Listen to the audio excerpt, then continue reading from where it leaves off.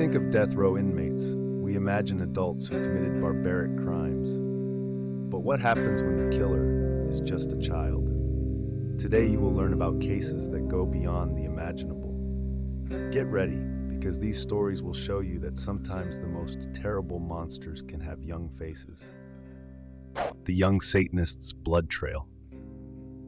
In September 1985, Sean Sellers, a 16-year-old student at Putnam City North High School, began his series of murders at the Circle K convenience store in Oklahoma. When his beer request was denied by clerk Robert Bauer, 35 years old, Sellers pulled out a gun and shot him dead. The crime initially remained unsolved, with Sellers not being identified as a suspect. 6 months later, on March 5, 1986, Sellers executed his next act of violence. Wearing only underwear to avoid blood splatter, he entered the bedroom where his mother Vonda and stepfather Lee Bellett were sleeping in Oklahoma City. Armed with a .44 caliber gun, he first shot his stepfather.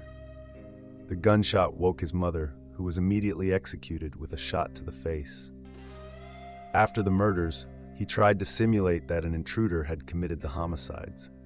During the double homicide investigations, Sellers also confessed to Bauer's murder. At his trial, the profile of a deeply disturbed young man emerged.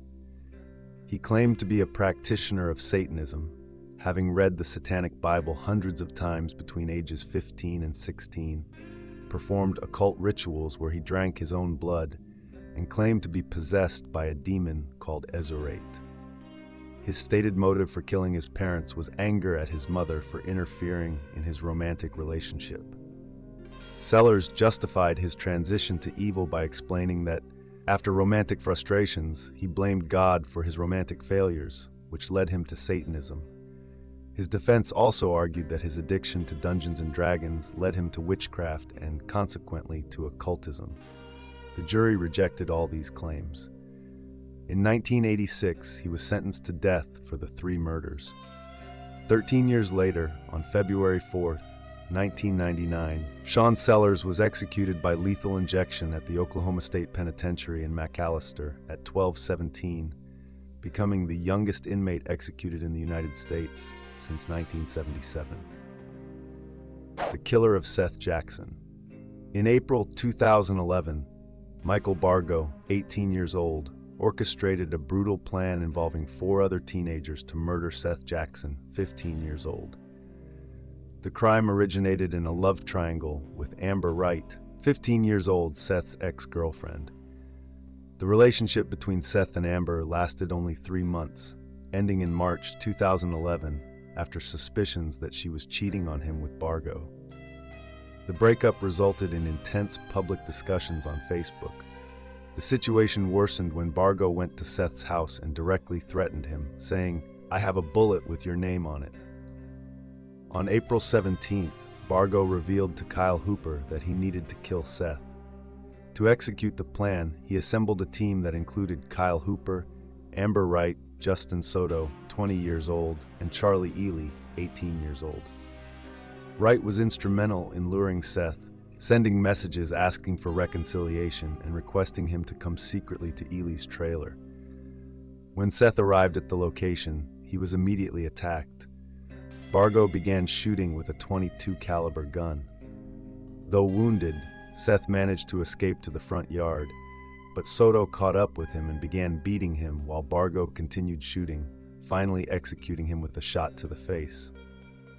After the murder, the group wrapped the body in a sleeping bag, burned it in a bonfire, and threw the remains in a water-filled quarry. The crime only came to light when Hooper confessed to his mother, leading to the arrest of all involved. At trial, the sentences were severe. Bargo was sentenced to death, becoming the youngest prisoner on Florida's death row. Hooper, Wright, and Soto received life imprisonment, while Ely, through a plea deal, was sentenced to 10 years. In 2021, the Supreme Court reviewed and upheld Bargo's death sentence, confirming the gravity of a crime that shocked due to its premeditated brutality and the involvement of multiple teenagers in a murder motivated by jealousy and revenge. If you're enjoying the video, don't forget to leave your like and subscribe to the channel. The Chardon High School Massacre. On February 27, 2012, T.J. Lane, 17 years old, transformed an ordinary day in the small town of Chardon, Ohio, into a tragedy. Wearing a t-shirt with the word "killer" written on it, Lane arrived at Chardon High School armed with a .22 caliber pistol. While students were gathering in the school cafeteria in the morning, Lane began his attack without warning. Chaos quickly ensued when the shots began echoing through the environment. Within minutes, 3 students lost their lives: Daniel Parmertor, Demetrius Hewlin, and Russell King Jr. 3 other students were wounded in the attack. During the trial, Lane demonstrated disturbing behavior that shocked even the court. In an act of provocation, he removed his button-up shirt to reveal another t-shirt where he had written the word "killer." Additionally, he made obscene gestures to the victims' families and maintained a mocking smile throughout the process. On March 19, 2013, Lane received 3 life sentences without the possibility of parole. His conduct during sentencing was equally shocking. He showed his middle finger to the court and made provocative comments about pulling the trigger and killing your son. In 2014, Lane staged another incident when, along with 2 other inmates, he briefly escaped from prison. He was recaptured after a few hours and transferred to a maximum security facility, where he remains to this day. The murder of a baby. In 2013, Dylan Shoemaker, at just 16 years old, was responsible for the brutal death of Austin Smith, a 23-month-old baby, his girlfriend's son. The crime occurred when Shoemaker was left in charge of caring for the child. According to court records, the baby wouldn't stop crying, leading Shoemaker to a moment of intense frustration. He admitted to hitting Austin multiple times, causing severe head injuries. When Austin's mother returned home, she found her son unconscious and immediately called 911. Despite medical team efforts, the boy was declared dead shortly after arriving at the hospital. The autopsy report revealed the brutality of the attack. Austin had suffered blunt force trauma to the head, with injuries consistent with multiple blows. During the trial, Shoemaker tried to show remorse. "As you can see in my school records, I was trying to change my life in 2013. I was much better, completely changed my life. I can't take back what was done. I wish I could. I would give my life for Austin. I loved him very much." He also tearfully addressed his ex-girlfriend. "Ashley, I'm sorry. I didn't mean to hurt your son, and you know I didn't mean to hurt you. I just can't accept this because you know me. You've known me for 5 years. I would never have wanted to hurt Austin." However, the judge wasn't convinced by his statements, noting that Austin's final hours must have been terrifying for that little boy alone. On October 29, 2013, Dylan Shoemaker was sentenced to 25 years to life in prison. His true nature became evident when, leaving the courthouse, he told reporters, "Mind your own business." Austin Myers, the murder for greed. In January 2014, Austin Myers, 19 years old, and Timothy Mosley meticulously planned the murder of Justin Back, 18 years old, a former school friend of Myers. The initial plan was to steal a safe that supposedly contained $20,000 and a gun from Back's stepfather's house. To execute the crime, they bought 3 meters of steel cable, metal clamps to make a garrote, septic enzymes, ammonia, septic tank cleaner, and rubber gloves. The plan was for Mosley to strangle Back with the garrote while Myers distracted him. On January 28th, they arrived at Back's house around 1300 hours. Mosley was armed with the garrote and a 6-inch pocket knife. When they attacked, Back fought against the aggressors, and all 3 fell onto the kitchen floor. As the strangulation plan failed, Mosley, in panic, pulled out the knife. Myers held the garrote to Back's throat while Mosley stabbed him in the chest, resulting in 21 stab wounds. After the murder, they stole the safe, tried to clean the crime scene with ammonia, and wrapped the body in a blanket, abandoning it behind a log in a field. When they opened the safe at Mosley's house, they found only documents, loose bullets, gun accessories, and random items, none of the $20,000 promised by Myers. The case gained national notoriety because Mosley, who wielded the knife, received life imprisonment without parole due to a plea deal, while Myers, who restrained the victim, was sentenced to death, becoming the youngest inmate on Ohio's death row. During the trial, Myers begged for his life. "If you choose for me to die, it will only cause more pain and suffering for another family." But the jury was unanimous in their decision for capital punishment. The Parkland Massacre. On February 14, 2018, Nicholas Cruz, 19 years old, transformed Valentine's Day into a tragedy at Marjorie Stoneman Douglas High School in Parkland, Florida. Cruz, who had a problematic history of mental and behavioral health issues, had been expelled from school in 2017 for disciplinary reasons. Arriving at school in an Uber, Cruz carried a black backpack containing a Smith & Wesson M&P 15 rifle, 5 magazines, and hundreds of cartridges. Upon entering the building, he methodically began his attack, moving through corridors and classrooms. Before the massacre, he encountered a freshman and warned, "You better get out of here, things are about to get messy." The attack created a chaotic scenario.